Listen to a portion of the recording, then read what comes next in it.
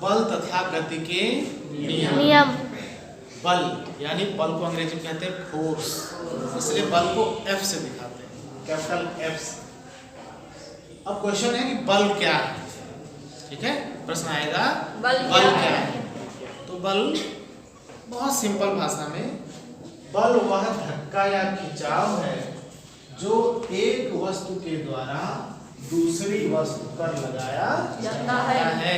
जैसे हम खिड़की को खोलने के लिए पल्ले पर धक्का मारेंगे, बंद करने के लिए धक्का मारेंगे और खोलने के लिए उसको खींचेंगे। तो धक्का मारने और खींचने में हमने क्या लगाया? बल लगाया, ठीक है। तो बल साधारण भाषा में धक्का या खिंचाव है जो एक वस्तु के द्वारा दूसरी वस्तु पर लगाया जाता है। हमेशा बल का मात्रक न्यूटन, महान वैज्ञानिक न्यूटन के नाम पर बल का मात्रक रखा गया न्यूटन, ठीक है। तो जब हम किसी वस्तु पर बल लगाएंगे तो वस्तु अगर स्थिर है तो वह गतिमान हो जाएगी, चलने लगेगी, गति करने लगेगी। और अगर गतिमान है और उस पर हम बल लगा देंगे तो वो स्थिर हो जाएगी।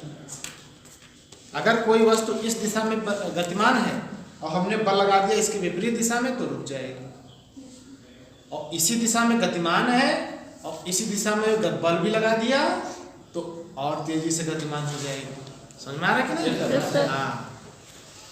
और अगर कोई स्थिर वस्तु है उस पर बल लगा दिया तो वह गति करने लगेगी। समझ गया ना? तो बल का संबंध गति से, और सभी वस्तुएं सब में द्रव्यमान होता है ना? सब में क्या होता है? द्रव्यमान। द्रव्यमान का मतलब होता है पदार्थ की मात्रा, है ना? जैसे चौक है, चौक में भी कुछ द्रव्यमान है। द्रव्यमान को मापेंगे कैसे? किलोग्राम से। कैसे मापेंगे? किलोग्राम से।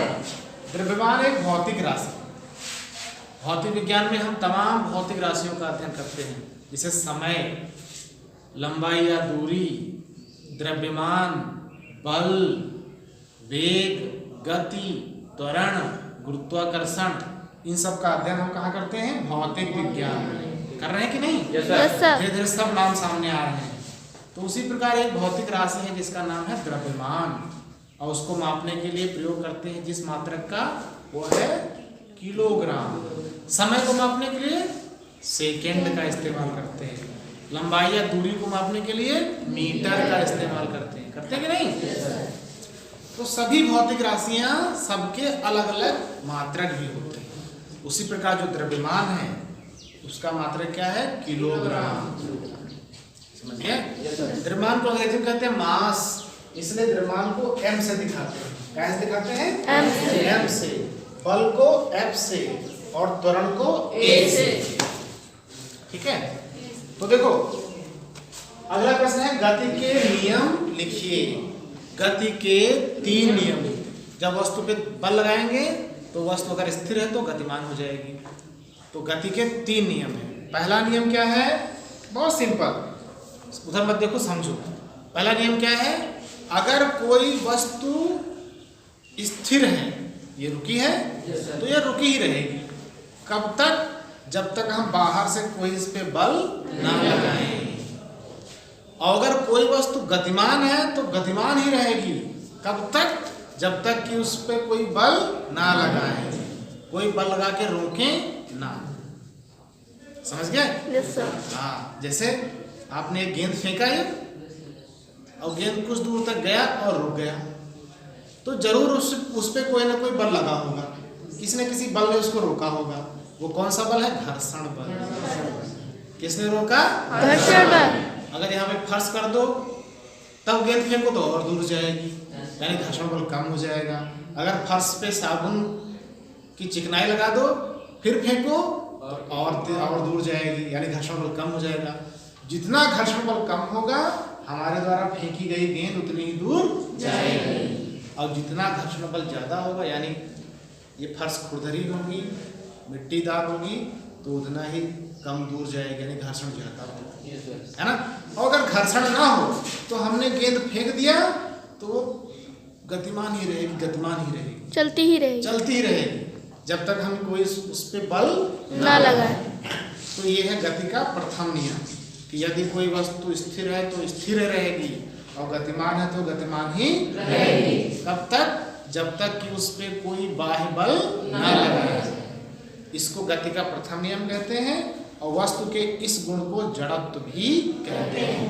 अलग से क्वेश्चन आया अगर कि जड़त्व किसे कहते हैं तो आप यही लिखोगे, प्रथम नियम ना लिख करके यहाँ से शुरू करोगे। यदि कोई वस्तु गतिमान है तो गतिमान ही रहेगी, स्थिर है तो स्थिर रहेगी। कब तक? जब तक कि उसमें कोई बाह्य बल ना लगाया जाए। वस्तुओं के इस गुण को जड़त्व कहते हैं। बात समझ में आई? द्वितीय नियम क्या है? द्वितीय नियम सिंपल है, F बराबर m गुणा a, यानी किसी वस्तु पर लगाया गया बल F, हम किसी वस्तु पर बल लगाते हैं तो वह किसके बराबर होगा? वह वस्तु के द्रव्यमान m और वस्तु में जो त्वरण है a उसके गुणनफल के बराबर लगाया जाता है। समझ गए? ये सेकंड नियम है। किसी वस्तु पे लगाया गया बल F किसके बराबर होगा? द्रव्यमान और त्वरण के गुणनफल के बराबर होगा। ये गति का द्वितीय नियम है। समझ गया ना? ये तो लिखा है किसी वस्तु पर लगाया गया बल F वस्तु के द्रव्यमान m तथा उत्पन्न त्वरण a के गुणनफल के बराबर होता है। ये सूत्र भी बन गया, F बराबर m गुणा a, या अक्षर शब्दों में लिखो बल बराबर द्रव्यमान गुणे त्वरण। ये सूत्र याद कर लेना। अब इसी सूत्र से बल का एक दूसरा मात्रक भी निकल आएगा। पहला मात्रक है न्यूटन और दूसरा मात्रक क्या हो जाएगा? बल का द्रव्यमान का मात्रक होता है किलोग्राम और त्वरण का मात्रक होता है मीटर प्रति सेकंड स्क्वायर। तो बल का मात्रक हो गया किलोग्राम गुणे मीटर प्रति सेकंड स्क्वायर। देखो लिखा, बल का दूसरा मात्रक किलोग्राम गुणे मीटर प्रति सेकंड स्क्वायर होता है। समझ में आ रहा? Yes sir. गति का तृतीय नियम, तृतीय नियम को क्रिया प्रतिक्रिया का भी नियम कहते हैं। जैसे एक वस्तु ये है हमारा हाथ, दूसरी वस्तु ये मेज है। अगर हम एक वस्तु से क्रिया करें दूसरी वस्तु पर ऐसे, तो दूसरी वस्तु भी विपरीत दिशा में प्रतिक्रिया करेगी हमारे पहले वस्तु पर। जैसे हमने इसको यूं मारा तो हमको भी चोट लगी कि नहीं? हमको भी चोट लगी। यानी मेज ने भी प्रतिक्रिया की हमारे हाथ पर, उतनी ही तेजी से की। धीरे से मारेंगे तो धीरे से करेगी और तेज मारेंगे तो हाथ में तेज लगेगी।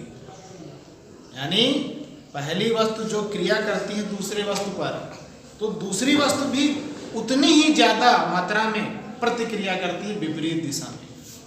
समझ गए? हम क्रिया कर रहे हैं इस दिशा में और प्रतिक्रिया हो रही है दूसरी दिशा में, विपरीत दिशा में। ठीक है? तो तृतीय नियम को क्रिया प्रतिक्रिया का नियम भी कहते हैं। वो क्या है? प्रत्येक क्रिया के समान किंतु विपरीत दिशा में एक प्रतिक्रिया भी होती है। इसे क्रिया प्रतिक्रिया का नियम भी कहते हैं। तो ये तीनों नियम बहुत इंपॉर्टेंट हैं, परीक्षा में जरूर आएंगे।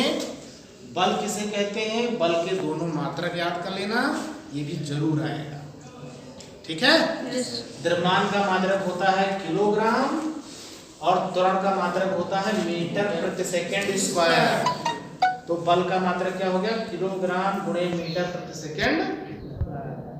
त्वरण का मात्रक भी याद कर लेना, द्रव्यमान का मात्रक भी अलग अलग याद कर लेना। ठीक है? Yes sir. जो ना लिखा हो पूरा तो नोट कर लेना बस।